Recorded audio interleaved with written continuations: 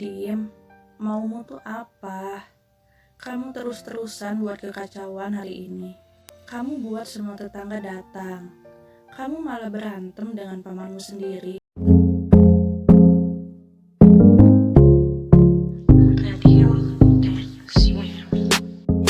Assalamualaikum pendengar setia Radio 10 cm dimanapun Anda berada. Kembali lagi bersama kami untuk menghibur Anda dengan cerita-cerita menarik yang terinspirasi dari kisah nyata. Sebelum ke ceritanya, jangan lupa bahagia, jangan lupa istirahat, jangan lupa ibadah, dan tetap jaga kesehatan. Langsung aja kita dengerin ceritanya. Kamu pernah nggak menyesal akan sesuatu? Aku mau cerita tentang pengalamanku. Jadi, awal tahun 2000-an, aku berangkat dari kampung halamanku di sebuah kota yang kecil di Jawa Barat. Tepatnya bukan berangkat, aku kabur dari kampung halamanku. Saat itu, aku bertengkar dengan pamanku. Paman adalah adik dari ibuku. Kami bertengkar cukup parah, karena aku sempat baku hantam dengannya. Melihat ibuku terus-terusan menangis untuk memisahkan kami, akhirnya aku pun berhenti. Mukaku babak belur, begitu juga muka pamanku. Setelah kami berhenti, ibu berlari ke arah pamanku dan menolongnya. Saat itu tetangga pun berdatangan. Setelah itu, aku masuk ke kamar dan mengurung diri tidak keluar-keluar. Pada malam harinya, ibu masuk ke kamarku. Beliau menyuruhku makan. Aku hanya diam dan tidak menyaut. Dim, maumu tuh apa? Kamu terus-terusan buat kekacauan hari ini. Kamu buat semua tetangga datang. Kamu malah berantem dengan pamanmu sendiri. Kata ibu. Nadim gak akan memulai kalau dia gak mau mulai duluan, Bu, belaku. Dia itu pamanmu, Dim. Adik ibu, apa salahnya kamu dengar dia? Dia gak akan menjerumuskan kita ke hal-hal yang jelek. Aku semakin kesal mendengar perkataan ibu. Ibu terus-terusan membela paman, dan selalu menuduh aku pembuat onar. Malam itu, kubereskan baju ke dalam tas di depan ibu. Bu, daripada Nadim membuat onar terus di sini, Nadim akan pergi saja dari rumah ini. Malam itu, aku pun pergi dari rumah, diiringi suara ibu yang terus-terusan memanggilku untuk kembali. Tetapi, aku tidak peduli. Malam itu, aku tidur di terminal, karena tidak ada bis yang berangkat lagi malam itu. Aku tidur di musola yang ada di terminal tersebut. Terngiang-ngiang suara ibu yang terus memanggilku tadi. Dim, mau kemana kamu, Dim? Jangan pergi, Dim. Jangan pergi. Jangan tinggalin ibu, Dim. Tetapi segera kualihkan kembali pikiranku pada pamanku, yang membuat rasa kesalku muncul lagi. Ayahku baru meninggal sekitar sebulan lalu.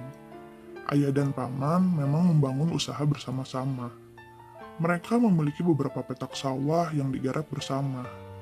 Pada awalnya semua adalah milik ayahku. Dan paman hanya ikut bekerja bersama ayah. Tapi entah bagaimana sejak ayah meninggal, semua sertifikat sawah menjadi atas nama paman. Diperlakukan seperti itu, ibu hanya bisa diam dan menuruti perkataan paman saja. Dan yang membuat sangat keterlaluan, ternyata paman telah menjual semua sawah-sawah tersebut tanpa sepengetahuan ibu. Paman bilang sebagian besar hasil penjualan sawah tersebut sudah dibayarkan hutang-hutang ayahku, dan hanya tersisa setengahnya. Setauku, ayah tidak pernah berhutang. Bahkan dia sangat melarang kami berhutang.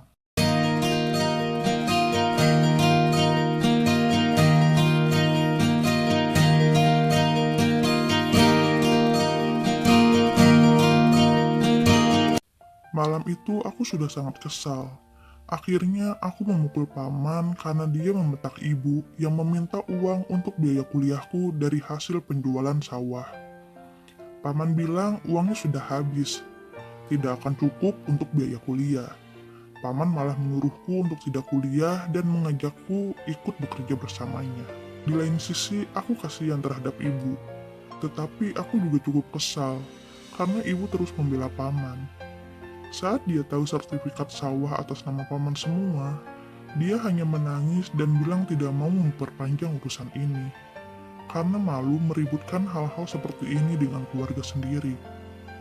Tapi melihat ibu terus ditindas, aku tidak terima juga.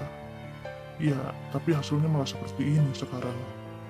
Subuh-subuh, aku melihat sebuah bis yang sudah akan jalan keluar. Jujur saja, aku tidak tahu kemana bis ini akan pergi. Aku langsung naik saja ke atas bis dan mengambil tempat duduk di paling belakang. Tiba-tiba saat itu perutku keroncongan. Ku ingat aku memang belum makan dari kemarin. Aku mengambil uang dari tasku. Aku hanya memiliki uang sekitar 200.000 saat itu. Tapi kumantapkan hati untuk tetap pergi kemanapun secukupnya uang yang kubawa ini. Ternyata bis ini tujuannya ke Jawa Tengah, dan ongkosnya sekitar 120 ribuan saat itu. Dengan sisa uang yang kumiliki, aku membeli sebungkus tahu dan lontong untuk mengganjal perutku. Akhirnya kehidupan baruku pun dimulai. Di salah satu kota di Jawa Tengah, aku bekerja apapun yang bisa menghasilkan uang. Aku tidur di musola, di depan toko yang sudah tutup. Dimanapun tempat yang aku bisa tiduri dengan gratis, aku akan tidur di sana. Terkadang aku menangis sendirian mengingat ibu. Aku merindukannya. Itu dia ceritanya, semoga ada hikmah yang bisa kita petik dari cerita kali ini. Sampai bertemu dengan cerita-cerita selanjutnya.